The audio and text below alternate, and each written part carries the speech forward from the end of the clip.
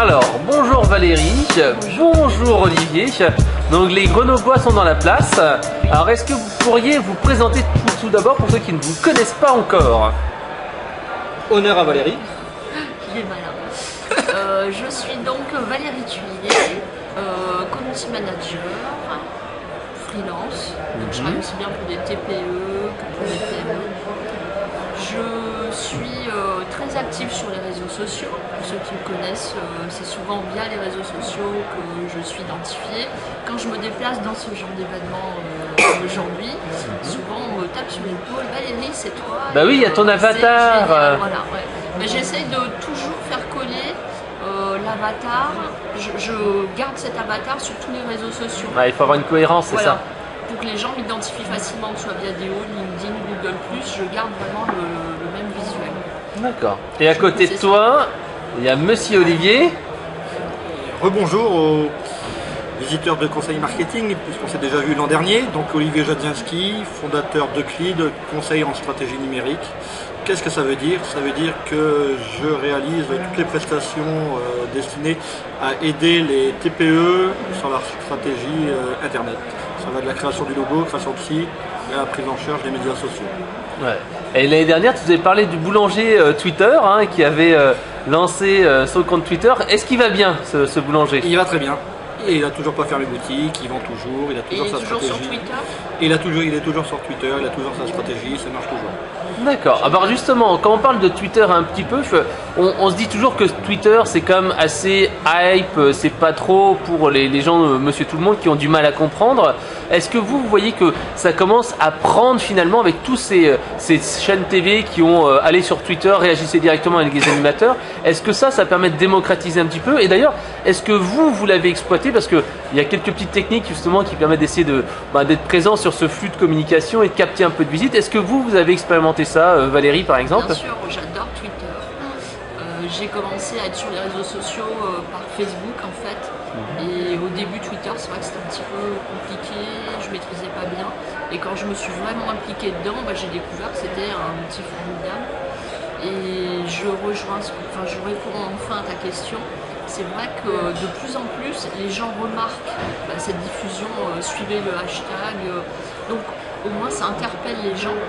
Et quand on leur explique tout simplement comment suivre le hashtag sur le fil Twitter, ils commencent à rentrer dans la logique Twitter et finalement ça les intéresse. Alors c'est pas aussi puissant, enfin c'est pas aussi utilisé encore que Facebook forcément, mais je trouve qu'il y a des contacts très très intéressants par Twitter. D'accord. Et toi Olivier, est-ce que tu essayes d'exploiter un peu ce petit filon des TV? Alors, moi je vais revenir sur le hashtag. Le hashtag c'est bien, ça permet de fédérer justement la communauté qui regarde un programme, qui est un concert, qui est un événement web comme ici le Web to Connect. Mais ça permet aussi, auparavant on avait je connais plusieurs personnes qui avaient plusieurs comptes. Un compte personnel Twitter, un autre compte quand ils suivaient un match de foot, un autre compte quand ils étaient à un événement. Maintenant le hashtag permet d'avoir un compte, on met le hashtag W2C13 et les autres personnes qui ne veulent pas recevoir les informations du Web de Connect parce que ça ne les intéresse pas, peuvent filtrer avec le hashtag. Donc le hashtag c'est un élément fédérateur, mais c'est aussi un élément excluant. C'est-à-dire que quand je regarde un programme télé, si je vais sur Twitter et tout le monde me parle de ce programme télé en mettant le hashtag, je peux filtrer et donc pas être informé. Genre, il y a un match de foot, j'ai pas envie de connaître le résultat parce que je l'ai enregistré et tout. Si je vais sur Twitter, je vais avoir des milliers de fans qui vont mettre l'évolution du score. Alors que s'ils mettent le hashtag, moi il suffit que je récupère le hashtag, je mets un filtre et je ne vais pas être informé de ce qui se passe. Et donc je vais pouvoir gérer ma vie différemment. Donc le hashtag permet de fédérer, ça c'est ce que tout le monde voit, mais ça permet également d'exclure.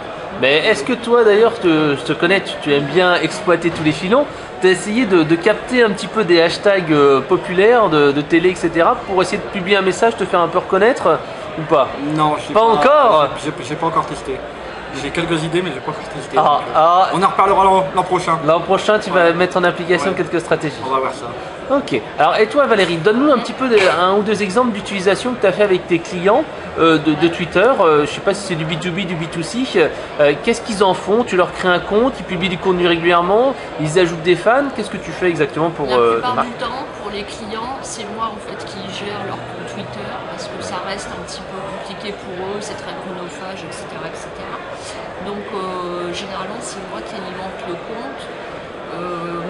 Il est facile de trouver du contenu à diffuser sur Twitter.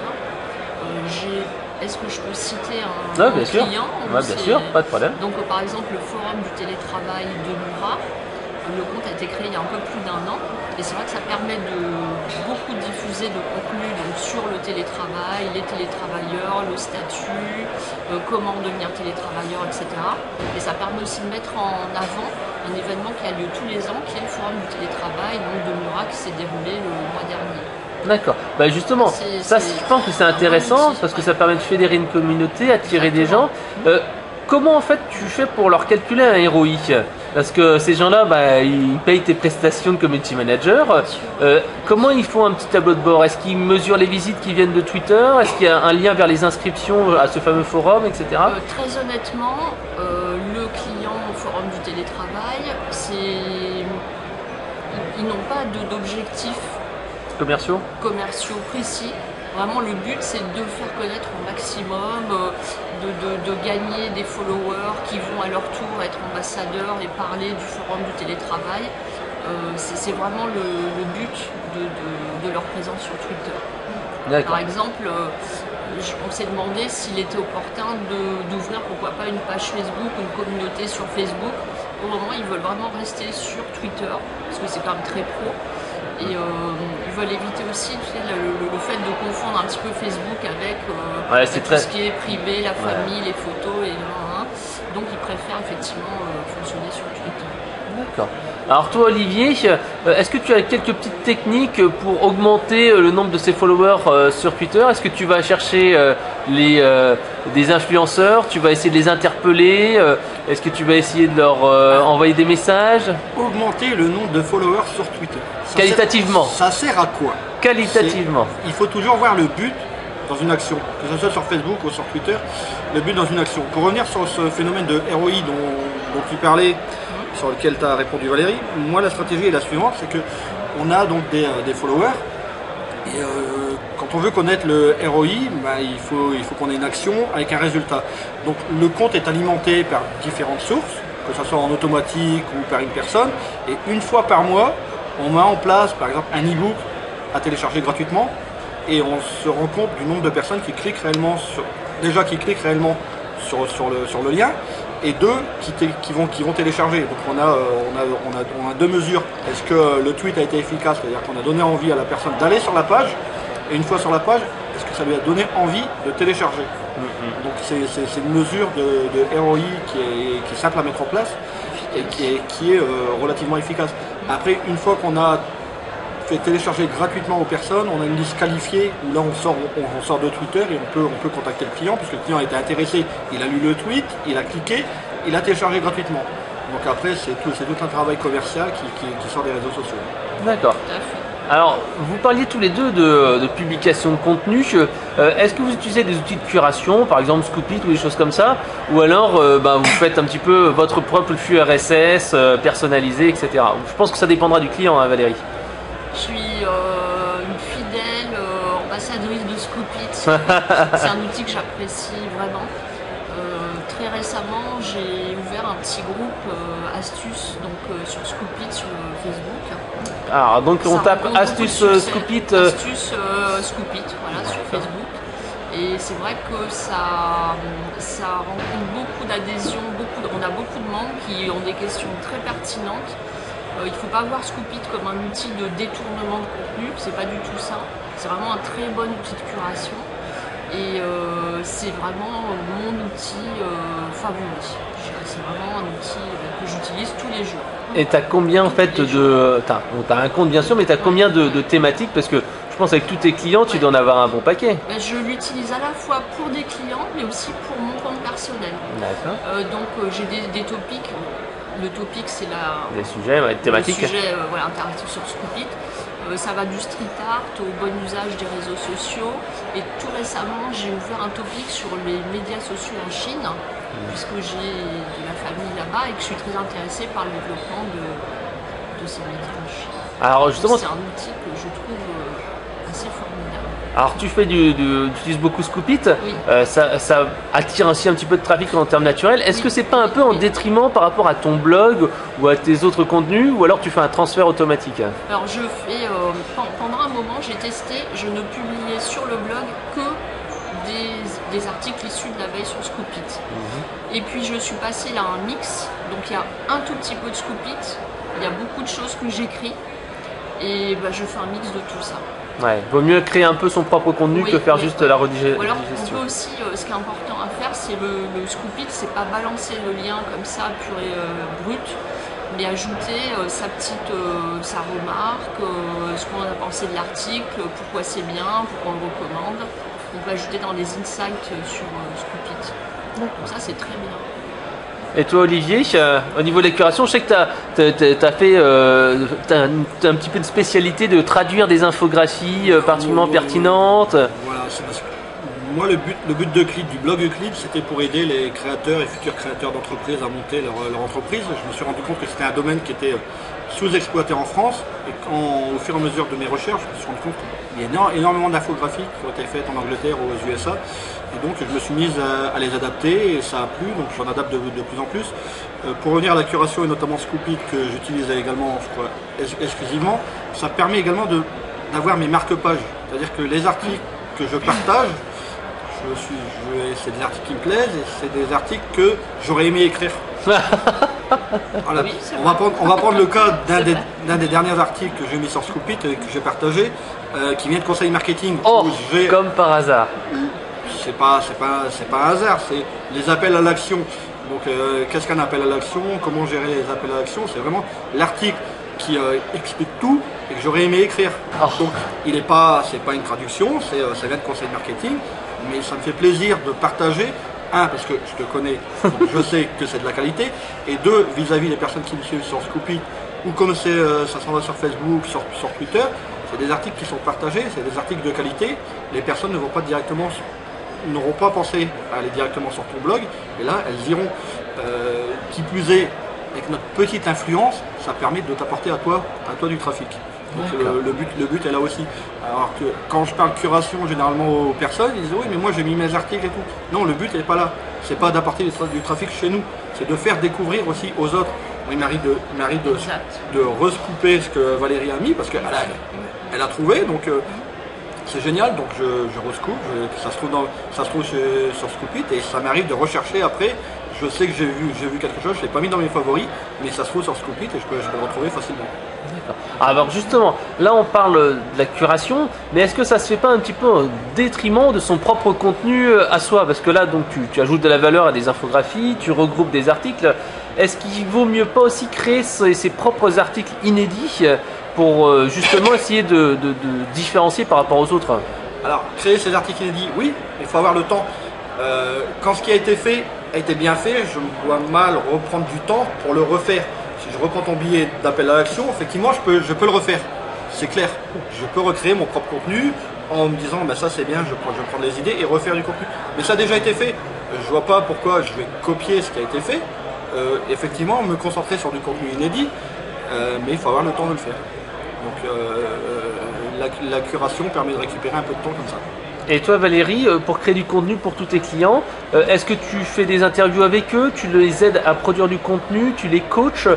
Comment tu fais quand tu as une entreprise en face de toi et qui te dit je voudrais un blog, enfin plutôt vous avez défini que la bonne stratégie ça serait de mettre en place un blog pour attirer des clients.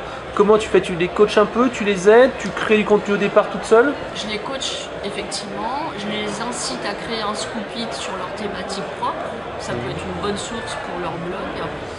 Et j'essaye de diffuser aussi pas mal d'interviews effectivement sur ce qu'ils font, pourquoi, comment ils sont arrivés là, etc.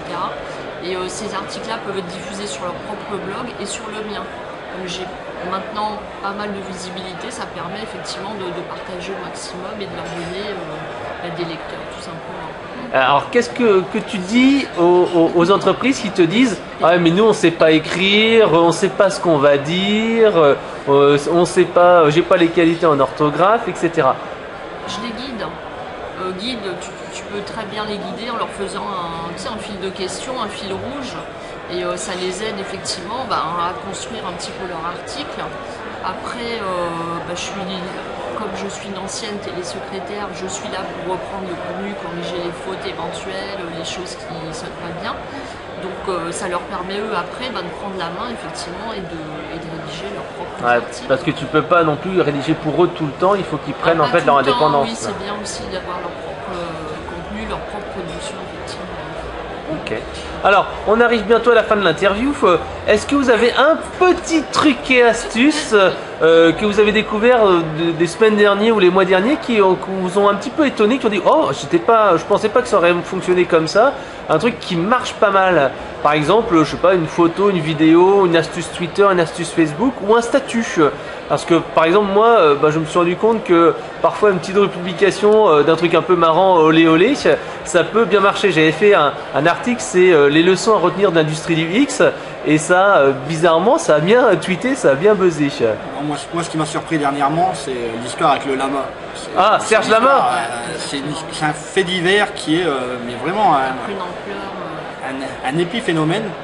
Avant, on n'en aurait pas parlé autant, et avec les réseaux sociaux, ça s'est diffusé. Il y a des groupes de soutien qui ont été mis en place, des pages Facebook, mais vraiment, c'était énorme. Alors que il y a 10 ans, il se serait passé la même chose, il n'y aurait pas eu autant de mobilisation pour un lama, pour une blague de potache. Et puis, dans la même semaine, il y a eu un cerf sur le toit, un cerf volant qui s'est retrouvé. Et dans la même semaine, il y a eu une vache à une écluse dans le nord. Donc on s'est rendu compte, on se dit, est-ce que c'est fait exprès? Est-ce que les animaux veulent également devenir célèbres? Est-ce qu'elles ont eu vent du lama, qu'elles deviennent geeks? Non mais blague à part, c'est cette mobilisation qui a un peu étonné tout le monde, je pense, sur les réseaux sociaux, parce qu'on perd vraiment. La première fois que j'ai reçu la news sur l'AFP, ça tenait 3 lignes. Ouais. En 3 lignes, on n'arrose pas le web. Et le web a été arrosé avec ces 3 lignes. Alors, est-ce que c'est une tendance sur laquelle il aurait fallu surfer justement en essayant de faire un petit montage vidéo ou un truc comme ça, ou tu es plutôt là en observateur en disant tiens, c'est marrant que des petits trucs comme ça commencent à faire le buzz parce qu'il y a le bon moment, la bonne communication, il y a la bonne personne qui a pris l'info et qui finalement fait le buzz, et que c'est les influenceurs qui arrivent à créer l'info? C'est pas les influenceurs, c'est la masse. La masse. C'est la différence, c'est que l'histoire était sympa, ça a plu aux défenseurs des animaux, à ceux qui étaient contre les cirques qui avaient les animaux, aux défenseurs des étudiants qui aiment bien s'amuser. Donc c'est vraiment la masse, c'est pas un influenceur qui a décidé, c'est l'ensemble de ces catégories qui a dit il faut absolument les soutenir, c'est plutôt un truc sympa, c'est pas méchant. Et avec les réseaux sociaux, ça a pas mal marché.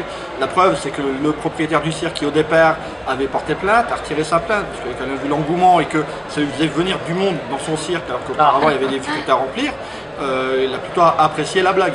Ouais. Donc, les seuls qui n'ont pas apprécié, c'est le métro de Bordeaux qui ont trouvé ça dangereux. Sinon ça a bien été repris. Donc c'est vraiment le point qui m'a surpris ces dernières semaines.